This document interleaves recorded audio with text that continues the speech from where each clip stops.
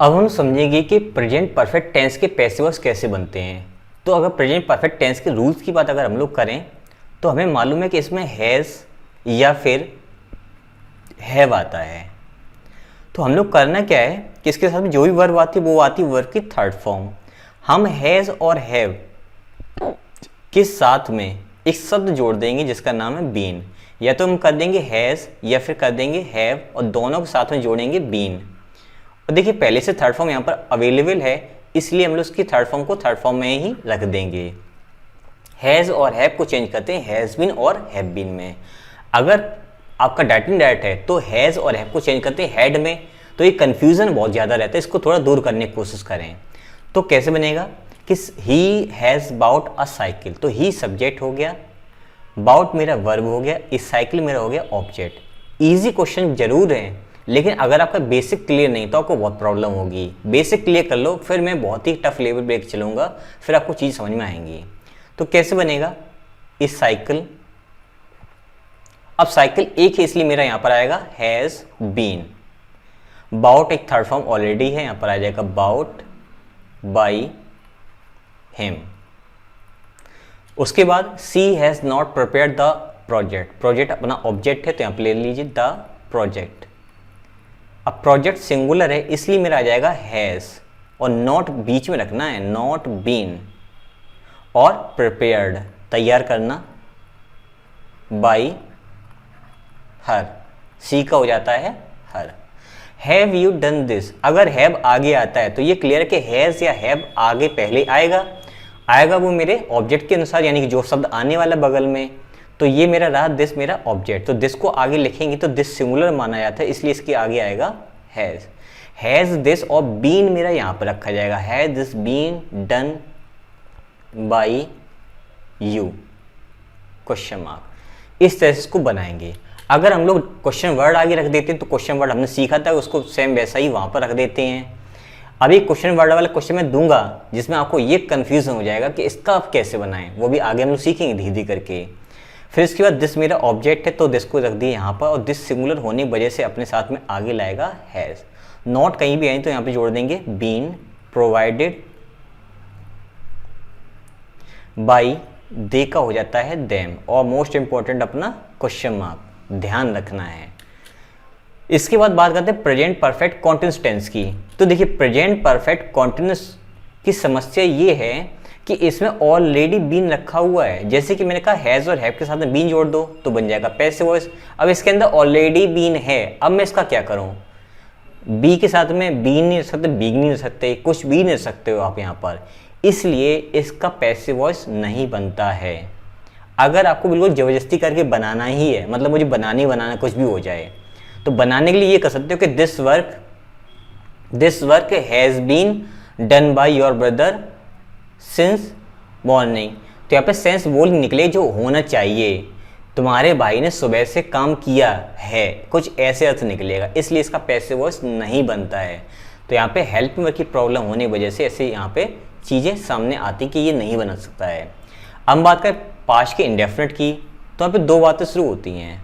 अगर हम लोगों को मिलता है यहाँ पे अफर्मेटिव सेंटेंस यानी कि नेगेटिव और अफर्मेटिव, तो दो चीज़ें, नेगेटिव के लिए आता है डिड नॉट और आती है वर्ब की फर्स्ट फॉर्म, और अफर्मेटिव बात अगर हम लोग कहें तो आता है सेकंड फॉर्म। तो हम लोग करना क्या है, अपने मन से जोड़ेंगे वॉज या वर। पास्ट इंडेफिनिट जाता है पास्ट या कॉन्टिन्यूअस में, तो यहाँ पे हम जोड़ा वॉज या वर। अगर डिड नॉट दिया है तो यहाँ पर लगा देंगे नॉट, और नहीं दिया तो छोड़ देंगे। फिर यहाँ पे चाहे डिड नॉट के समय वर्ब की फर्स्ट फॉर्म हो चाहे सेकंड फॉर्म हो, यहाँ पर अकेली हम उसको करेंगे थर्ड फॉर्म में चेंज। तो सेकंड फॉर्म अगर मिले तो वॉज वर्ब के साथ में आएगा थर्ड फॉर्म। अगर डिड नॉट संग में वर्ब की फर्स्ट फॉर्म दी है तो वाज नॉट या वर नॉट के साथ में आएगा वर्ब की थर्ड फॉर्म। जो भी वर्ब दी उसको थर्ड फॉर्म में चेंज करेंगे। कैसे करेंगे? He did his work.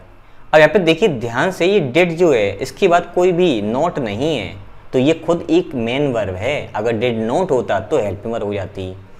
तो यहाँ पे हिज वर्क मेरा ऑब्जेक्ट है तो हिज वर्क को लिख दो पहले, हिज वर्क। अब वर्क एक इसलिए आ जाएगा यहाँ पर was done by him. Done क्यों आया? क्योंकि डिड की जो थर्ड फॉर्म वो डन होती है और डिड खुद यहाँ पे एक मेन वर्क का काम कर रहा था।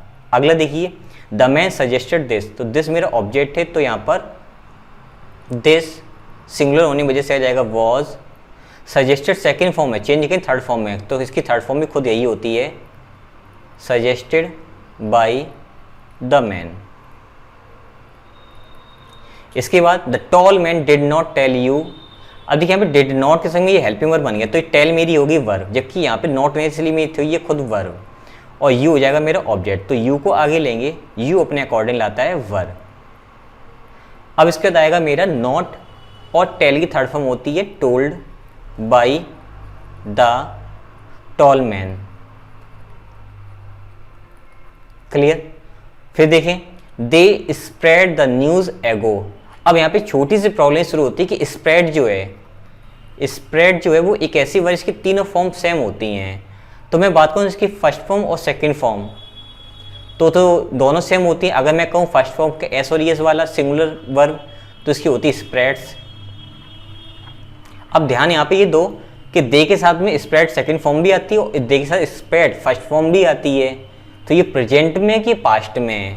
तो अब थोड़ा सा ध्यान दो, तो एगो यहाँ पर ये बता रहा है ये बात पास्ट की, क्योंकि पास्ट का मतलब कोई चीज़ पहले हो चुकी है, एगो का मतलब पहले। तो एगो यहाँ पर ये शो कर रहा है कि सेंटेंस में जो वर्ब है ये मेरी सेकंड फॉर्म है। बहुत बड़ा कन्फ्यूजन एग्जाम में होता है, ज़्यादातर लोग ध्यान नहीं देते, इसको गलत करके आते हैं इज़-एम-आर बना करके, नहीं, ये जाएगा वॉज या वर्ब से। तो दिस न्यूज़ अनकाउंटेबल नाउन होने की वजह से आएगा यहाँ पर दिस न्यूज़, द न्यूज़, और यहाँ पर आएगा फिर मेरा वॉज। स्प्रेड की थर्ड फॉर्म खुद होती है स्प्रेड, एगो बाई देम। अब यहाँ से एक चीज़ और शुरू हुई कि यहाँ पे जो एक्स्ट्रा वर्ड्स दिए जिसको बोल सकते हैं हम लोग ETC, एक्स्ट्रा वर्ड्स जो है जो एडवर्ब्स हैं उनको कहाँ रखें हैं। तो जब भी जो भी अपना पीछे का सब्जेक्ट है, मतलब जो ऑब्जेक्ट है, तो जो पीछे बाई करके जुड़ेगा शब्द, जो भी बाई करके शब्द जुड़ेगा उस शब्द को रखते हैं सबसे आखिर में, और जो भी एक्स्ट्रा बचा वो शब्द है वो उसको हम वर्ब से जोड़ देते हैं वहीं पर। जैसे भी आगे बढ़ेंगे मैं उसको और चीज़ क्लियर करने की कोशिश करूँगा। फिलहाल ऐसे समझ लीजिए कि जो भी एक्स्ट्रा वर्ड्स हैं, जो भी एडवर्ब्स हैं, वो हम वर्ब के ठीक बाद रखते हैं, और बाई से या टू से या जैसे भी जो भी अपना सब्जेक्ट जुड़ेगा पीछे प्रपोजिशन से, उसको लास्ट में रखते हैं। क्यों रखते हैं उसका लॉजिक मैं बताऊँगा आगे।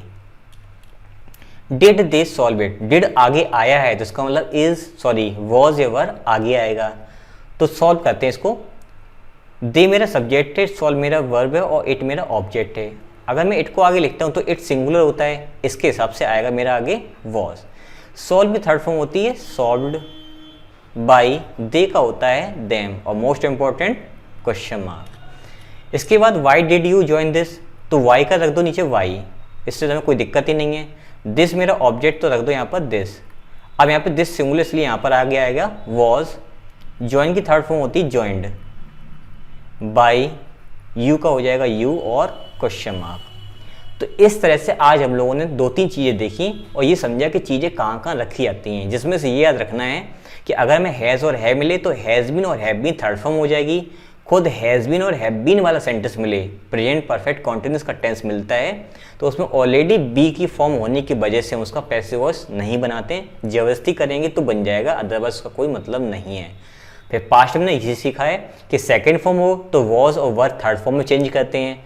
डिड नॉट अगर हो तो डिड नॉट का वाज नॉट या वर नॉट होगा, और वर की फर्स्ट फॉर्म को चेंज करेंगे थर्ड फॉर्म में। अगर अपने पास सेंटेंस में क्वेश्चन वर्ड मिले तो उसको वहीं पर रखते हैं। अगर अपने सेंटेंस के लास्ट में अदर वर्ड्स ETC एडवर्ब्स मिलते हैं तो वो ठीक वर्ब की बात रखे जाते हैं, और उसके बाद जोड़ा जाता है बाई से या किसी प्रपोजिशन से अपना सब्जेक्ट। इसको रिवाइज कीजिए, आगे बढ़ेंगे और धीरे धीरे कई चीज़ें और भी ज़्यादा एडवांस होती चलेंगी।